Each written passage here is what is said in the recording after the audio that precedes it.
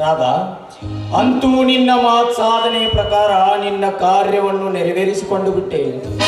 ಆದರೆ ಇನ್ನು ಮುಂದೆ ನೀನೊಂದು ಮುಖ್ಯವಾದ ಕಾರ್ಯ ನಿರ್ವಹಿಸಬೇಕಾಗಿದೆ, ಗೊತ್ತೇ? ನೋಡಿ, ಇಲ್ಲಿ ತನಕ ಆಡಿದ ಹುಡುಗಾಟ ಸಾಕು.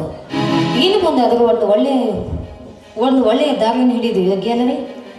ಮುಂದಿನ ದಾರಿ ಕಂಡುಕೊಳ್ಳಬೇಕೆಂಬ ಹಂಬಲದ ಹೆಣ್ಣೆ, ನಿನ್ನ ಹವಳದಂತಹ ತುಟಿಗಳ ಮಧ್ಯದಲ್ಲಿ ಅಡಗಿದ ಮಧುಪಾನವನ್ನು ಮೀರಿ ಆನಂದ ಹೊಂದಿದಾಗಲೇ ನಾ ಕಂಡುಕೊಂಡೆ ನನ್ನ ಆಸೆ ಆಯುಷ್ಯವನ್ನು. ಇನ್ನು ಮುಂದೆ ನನ್ನ ಕೈಯಲ್ಲಿ ನೀನು ಕಂಡುಕೊಳ್ಳಬೇಕಾಗಿದೆ ನಿನ್ನ ಜೀವನದ ದಾರಿ ಅಲ್ಲವೇ?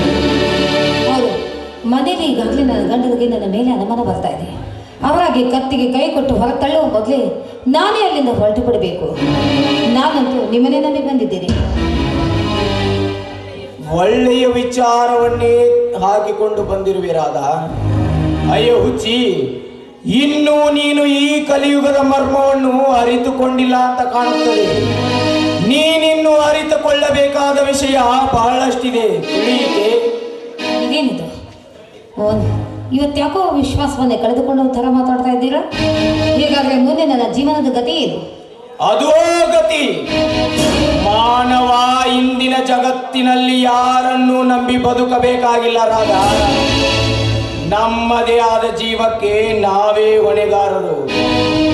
ಜೀವವಿರುವ ತನಕ ಸುಖ ಪಡಬೇಕು, ಸಾವು ಸಮೀಪಿಸಿದಾಗ ಸಮಾಪ್ತಿಯಾಗಬೇಕು. ಇದು ಮಾನವ ಧರ್ಮ. ಕೇವಲ ಕಾಮ ತೃಷೆಯಲ್ಲಿ ಸುಖಪಟ್ಟ ಈ ಜೀವನಕ್ಕೆ ಕೈಲಾಸದಲ್ಲಿ ಮುಕ್ತಿ ಸಿಕ್ಕೈತೆ. ಅದೇನೇ ಇರಲಿ, ಆದಷ್ಟು ಬೇಗನೆ ಈ ಊರಿನ ಜಾಗ ಖಾಲಿ ಮಾಡಬೇಕು. ಇಲ್ಲವಾದ್ರೆ ನಮ್ಮಿಬ್ಬರ ಪ್ರಾಣಕ್ಕೆ ಆಪತ್ತು. ಏನು? ಕರೆಕ್ಟ್ ರಾಧಾ, ನಿನ್ನ ಮಾತಿನಂತೆ ನಾವು ಈ ಊರಲ್ಲಿ ನೆಲೆಯೂರಬಾರದು, ನಿಜ. ಹಾಗಾದರೆ ನನ್ನ ಜೊತೆ ಎಲ್ಲಿಗಾದರೂ ಬರಲು ನಿನ್ನ ಒಪ್ಪಿಗೆ? ಹಾಗಂತ ವಚನ ಕೊಡು. ಭೂತಾಯಿ ಸಾಕ್ಷಿ ಮಾಡಿ ಹೇಳುತ್ತೇನೆ. ಹೇಳಿ, ಎಲ್ಲಿಗೆ ನಮ್ಮ ಪಯಣ? ಅಷ್ಟು ಅವಸರ ಬೇಕೇ? ಸ್ವಲ್ಪ ನಿಲ್ಲು ರಾಧಾ. ಇನ್ನು ನಿನ್ನಲ್ಲಿ ಶೋಧಿಸಬೇಕಾದ ವಿಷಯ ಬಹಳಷ್ಟಿದೆ. ನನಗೂ ಈ ಹಳ್ಳಿಯ ಜೀವನ ಬಹಳ ಬೇಜಾರಾಗಿ ಬಿಟ್ಟಿದೆ. ಅದಕ್ಕೆ ಮುಂಬೈಯಲ್ಲಿಯೇ ಕಾಲ ಕಳೆಯಬೇಕೆಂಬ ಮಹದಾಸೆ ನನ್ನದು. ವಾಸಿಸುವುದಕ್ಕೆ ಒಂದು ಒಳ್ಳೆಯ ಸ್ಥಳವನ್ನೇ ಹುಡುಕಿದ್ದೀರಾ? ಹೇಳಿ, ಯಾವತ್ತು ಹೊರಡೋಣ ಅಲ್ಲಿಗೆ? ಹಿಂದೆ ಹೊರಡೋಣವಂತೆ. ಆದರೆ ಅದಕ್ಕೂ ಮುಂಚೆ ಇಬ್ಬರು ಕೂಡಿ ಒಂದು ತೀರ್ಮಾನಕ್ಕೆ ಬರಬೇಕಲ್ಲ? ತೀರ್ಮಾನನ? ಅದ್ಯಾವ ತೀರ್ಮಾನ ಹೇಳಿ? ಏನೂ ತಪ್ಪು ತಿಳಿದುಕೊಳ್ಳಬೇಡ ರಾಧಾ. ಇಬ್ಬರು ಅಲ್ಲಿಗೆ ಹೋಗಬೇಕಾದರೆ ಹಣ ಬಹಳ ಖರ್ಚಾಗುತ್ತದೆ. ಅದಕ್ಕಾಗಿ ನಿನ್ನ ಹತ್ತಿರ ಏನಾದರೂ ಬೆಲೆ ಬಾಳುವ ವಸ್ತು ಇದ್ದರೆ ಅದನ್ನು ನಿಮಗೆ ಕೊಡಬೇಕು, ಅಷ್ಟೇ ತಾನೇ? ನೋಡಿ, ನಿಮ್ಮ ಪ್ರೀತಿಗೋಸ್ಕರ ನನ್ನ ಗಂಡನನ್ನೇ ಬಂದಿದ್ದೀನಿ ಅಂದಮೇಲೆ ಈ ತಾಳಿಯ ಬೆಲೆಯಾದರೂ ಯಾಕಬೇಕು? ಈ ಬೆಲೆ ಬಾಳುವ ಬಂಗಾರದ ತಾಳಿಯನ್ನೇ ನಿಮಗೆ ಕೊಡ. Very good Radha. ಅಂತೂ ನಮ್ಮ ಪ್ರೇಮಕ್ಕೆ ತಕ್ಕ ಪವಿತ್ರ ಕಾಣಿಕೆಯನ್ನೇ ನೀ ಕೊಟ್ಟೆ. ಆದರೆ ನಾನು ನಿನಗೆ ಕೊಡಬೇಕಾದ ಕಾಣಿಕೆ ಏನು ಗೊತ್ತೇ? ಈ ನನ್ನ ಪಿಸ್ತೂಲಿನ ಗುಂಡೇಟು. ವಿಕ್ರಮ್, ನೀವೇನ್ ನನ್ನ ಜೊತೆ ಹುಡುಗಾಟ ಆಡ್ತಾ ಇದ್ದೀರಾ? ಇಲ್ಲ, ಇದು ಹುಡುಗಾಟವಲ್ಲ ರಾಧಾ. ನಿನ್ನನ್ನು ಯಮಲೋಕಕ್ಕೆ ಕಳುಹಿಸುವ ಸೆಣಸಾಟ ಮರುಳೆ. ಇಷ್ಟು ದಿನವಾದರೂ ಈ ಪ್ರಳಯಾಂತಕನ ಒಳತಿರುಳನ್ನರಿಯದ ನಾರಿಯ ಇನ್ನೂ ಈ ಭೂಮಿಯ ಮೇಲೆ ನೀನು ಬದುಕಿರಬೇಕೆ?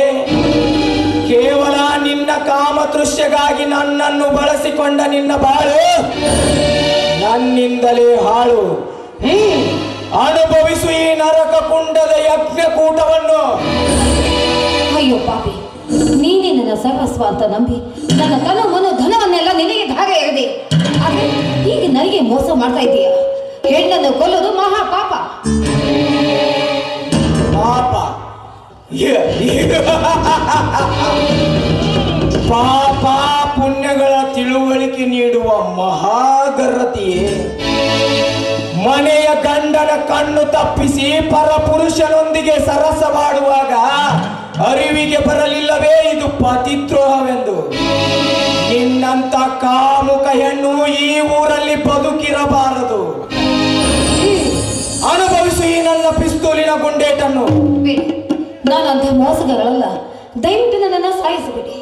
ಇಲ್ಲ, ನಿನ್ನನ್ನು ಜೀವದಿಂದ ಬಿಟ್ಟರೆ ನನ್ನ ಪ್ರಾಣಕ್ಕೆ ಆಪತ್ತು. ಅನುಭವಿಸು ಈ ಗುಂಡೇಟನ್ನು.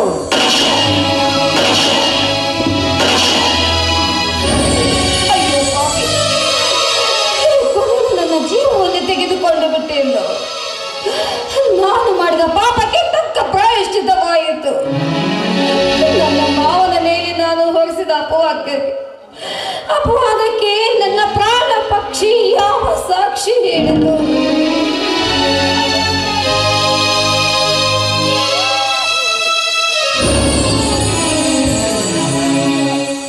ಈ ವಿಕ್ರಮಣ ಗುಂಡೇಟಿಗೆ ಈ ರಾಧಾಳ ಪ್ರಾಣ ಪಕ್ಷಿ ಆಕಾಶಕ್ಕೆ ಹಾರಿತು.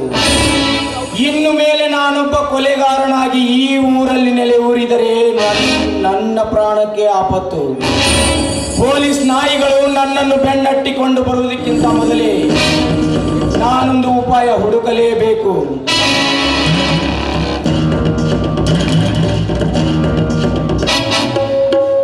ಹೌದು, ನನ್ನನ್ನು ದುಡಿಸಿಕೊಳ್ಳುವ ಧನಿಕ ಧರ್ಮರಾಜನ ಮನೆಯ ಸಿರಿ ಸಂಪತ್ತನ್ನೆಲ್ಲ ದೋಚಿಕೊಂಡು ಈ ಊರು ಬಿಟ್ಟು ತಲೆಮರೆಸಿಕೊಂಡು ಮುಂಬೈಯಲ್ಲಿ ಲಾಡ್ಜಿಂಗ್ ಮಾಡಿ ಹಾಯಾಗಿ ಕಾಲ ಕಳೆಯಬೇಕು.